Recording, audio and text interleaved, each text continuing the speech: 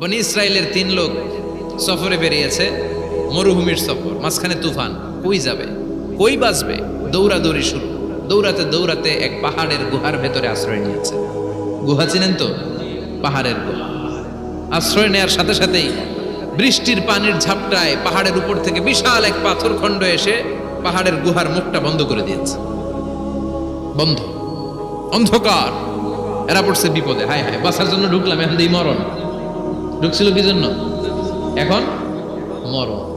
বিশাল পাথরের খণ্ড এসে গুহার রাস্তাটা বন্ধ করে দিয়েছে। 3 জন গায়ের যত শক্তি ছিল ধাক্কায়ও পাথর সরাইতে পারে না। হায় হায়, অক্সিজেন ভিতরে যা আছে আধা ঘন্টা শেষ হয়ে যাবে। কি করে বাঁচবো? বাঁচার উপায় নাই। চিল্লা ফাল্লা শুরু হয়ে গেল, কান্নাকাটি শুরু। একজন বলে, তোমাদের জীবনে কার কি ন্যাক আমল আছে, যেই ন্যাক আমলটা আল্লাহর ভয়ে করছিল ওইটার ওসিলা দিয়ে দোয়া করে দেখো কিছু হয় কিনা। সুবহানাল্লাহ কোন? এটাই উপায়। একজন হাঁটু গেড়ে চোখের পানি ছাড়া শুরু করছে আর দোয়া শুরু করছে, আল্লাহ আল্লাহুম্মা কানাত লি আবাওয়ান শাইখান কাবীরা। আল্লাহ, আমার বাবা মা ছিল বৃদ্ধ বৃদ্ধা, আমি পেশায় রাখাল, সারাদিন ছাগল চড়িয়ে রাত্রিবেলা দুধ আনতাম, সবার আগে আব্বা মারে দিতাম, এরপরে আমার ছেলে মেয়ে, এরপরে স্ত্রী। একদিন গভীর রাতে এসে দেখি আব্বা আম্মা ঘুমায়। দুধের বাটি নিয়ে আব্বা আম্মার মাথার সামনে দাঁড়িয়ে রইলাম। ছেলে মেয়েগুলো আব্বা এসে বলে, আব্বা দুধ দাও। আমি বললাম পরে, আগে আব্বা আম্মা খাবে, তারপরে তোরা। ছেলে মেয়েগুলো কান্না জুড়ে দিল, আমি দেই নাই। ফজর পর্যন্ত দাঁড়িয়ে রইলাম। ফজরের আগ দিয়ে আব্বা আম্মা ঘুম থেকে উঠে দেখে তো আমার অবাক, কিরে বাবা দাঁড়িয়ে কেন?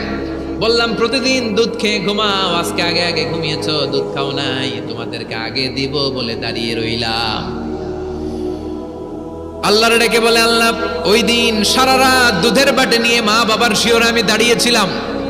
ফজরের সময় আব্বা আম্মারে দুধ খাওয়ালাম, তারপরে ছেলে মেয়েদেরকে দিয়েছিলাম, তারপরে স্ত্রীর মুখে দিয়েছিলাম। ও মাবুদ, ওই দিনের এই কাজটা আমি দুনিয়ার কাউরে খুশি করার জন্য করি নাই, শুধুমাত্র তোমার খুশি ছাড়া। ওই রাতের ইবাদত যদি তোমার দরবারে ভালো লেগে থাকে, ফাররিজ আন্না মা নাহনু ফি, আজকের বিপদের দিনে কেউ বাঁচানোর নাই, তুমি আমাদের বাঁচাও। ফানফাজারাত, মুহূর্তের মধ্যে 1/3 বিশাল পাথর খণ্ডটা 1/3 ডান দিকে সরে যায়, এক পাশে সরে যায়। সামান্য আলো বাতাস ঢুকতে আরম্ভ করে। এখন বাতাস ঢুকে, এখন বেঁচে থাকতে পারবে এই নিশ্চয়তা হয়েছে। সুবহানাল্লাহ কোন? এবার সে বলল, ভাই তোর কি আমল আছে বল। দ্বিতীয় জন হাঁটু গেড়ে আবার চোখের পানি ছেড়ে আল্লাহর ডেকে বলে, মাবুদ আমার এক চাচাতো বোন ছিল, কানাত লি ইবনাতু আম জামিলা ওয়া কুনতু উহিব্বুহা কাআশাদ্দি মা ইউহিব্বুর রিজাল আন নিসা। আল্লাহ, সুন্দরী, অনন্যা, অপ্সরী, প্রিয়ংবদা, অনুসুয়া, গুণবতী, রূপবতী আমার এক চাচাতো বোন ছিল, তার প্রেমে আমি ছিলাম পাগল পাড়া, কিন্তু সে তো আমার ডাকে সাড়া দেয় না। অনেক চেষ্টা করলাম তারে পাওয়ার জন্য। চাচাতো বোন আমারে বলে, 100 স্বর্ণ মুদ্রা যেদিন দিতে পারবা ওই দিন আমারে পাবা। এবার আমি স্বর্ণ মুদ্রা কালেকশনের কাজে লেগে গেলাম। বছরের পর বছর চেষ্টা করে 100 স্বর্ণ মুদ্রা যেদিন পেলাম ওই দিন চাচাতো বোনের কাছে গেলাম, যে তার হাতে স্বর্ণ মুদ্রা দিলাম, বললাম চলো এবার আমরা অপকর্ম করি। স্বর্ণ মুদ্রা পেয়ে সেও খুশি, আমিও খুশি। সে পাইছে স্বর্ণ, আমি পাইছি তারে। গোপন একটা রুমের ভেতরে ঢুকলাম, দুজনে জামা কাপড় খুলে ফেললাম, নেকেড হয়ে পাপ কাজ শুরু করব। ইন দা মিন টাইম আমার চাচাতো বোন আমারে বলে, ও আমার চাচাতো ভাই, আমারে তুই আমার সতীত্ব তুই নষ্ট করে দিস না, ইত্তাকিল্লাহ, আমার সম্ভ্রম তুই শেষ করে দিস না, ইত্তাকিল্লাহ, আল্লাহরে ভয় কর। আল্লাহ, ওই মুহূর্তে ফিরে আসা কঠিন কঠিন, কিন্তু ইত্তাকিল্লাহ, আল্লাহরে ভয় করে। এই শব্দটা যখন শুনলাম আমার ভিতরটা কেঁপে উঠেছে। আমি মুহূর্তে তোমার ভয়ে জামা পড়ে ওই রুম থেকে চিৎকার মেরে বেরিয়ে গিয়েছি।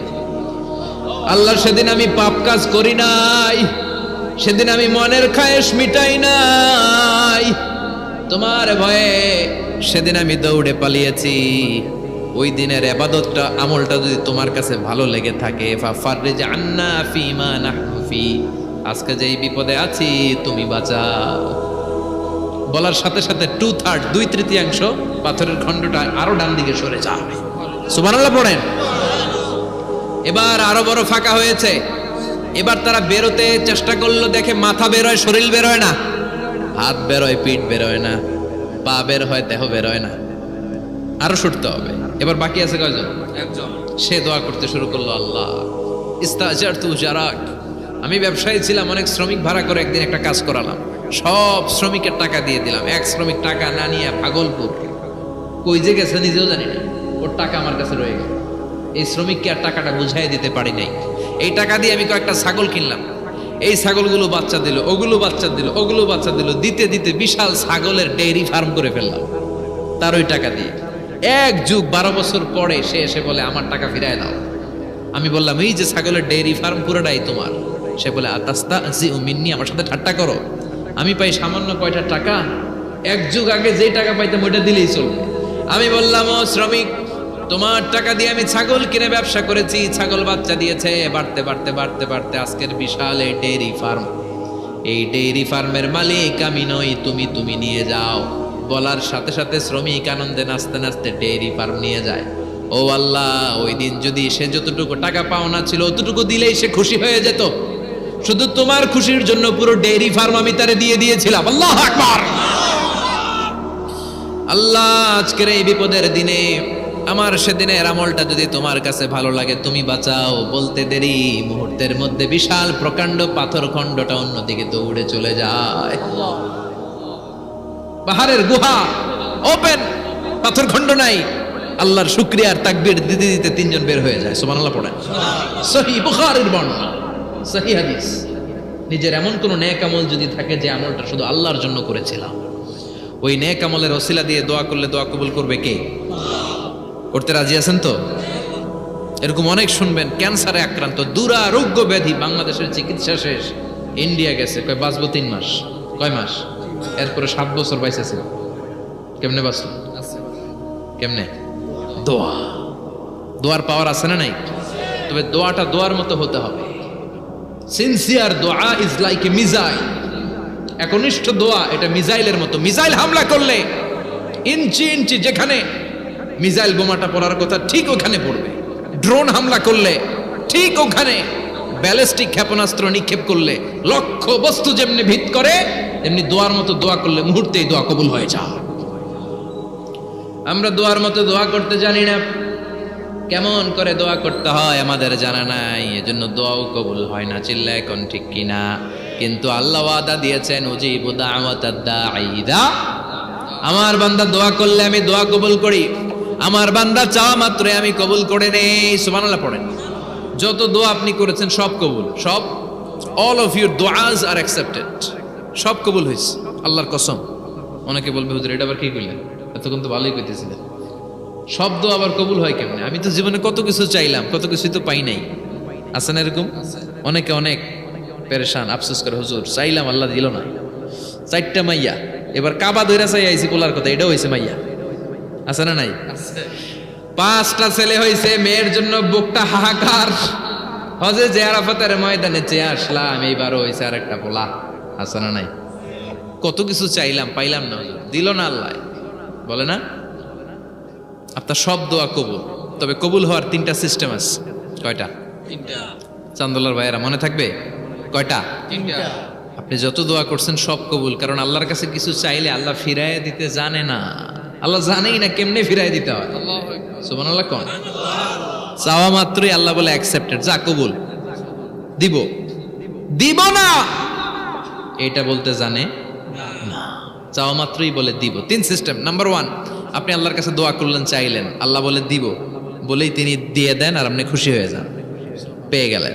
নাম্বার 2, আপনি আল্লাহর কাছে দোয়া করলেন, চাইলেন, তখনও আল্লাহ বলে দিব, তবে এখন না, সবুর, একটু পরে দিব। কখন দিলে আমার জন্য ভালো, আমার চেয়েও ভালো জানে কে? আল্লাহ, পরে দিবে।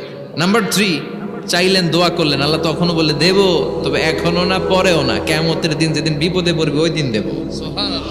যেদিন তোর বাবা তোরে চিনবে না, তোর মা তোরে চিনবে না, বন্ধু বন্ধুরে চিনবে না, পীর সাহেব মুরিদরে চিনবে না, মুরিদ পীর সাহেবরে চিনবে না, ইমাম সাহেব মুসল্লিরে চিনবে না, মুসল্লি ইমাম সাহেবরে চিনবে না, কেউ কাউরে চিনবে না। ওই কঠিন দিনে তোরে আমি বাঁচাইয়া দেব। তাইলে দোয়া যা করছেন ছোটবেলা থেকে আজকে পর্যন্ত, লস হয়েছে না লাভ? লস না লাভ? প্রতিদিন শতবার তাওবা ইস্তেগফার করতে রাজি আছেন? আল্লাহর জিকির করতে রাজি আছেন তো? আর বেশি বেশি দোয়া করতে রাজি আছেন? সবাই সবার জন্য দোয়া করবো, রাজি আছেন তো? আল্লাহ আমাদের সবাইকে কথাগুলো বোঝার, আমল করার তৌফিক দান করুক। আমরা পড়ি।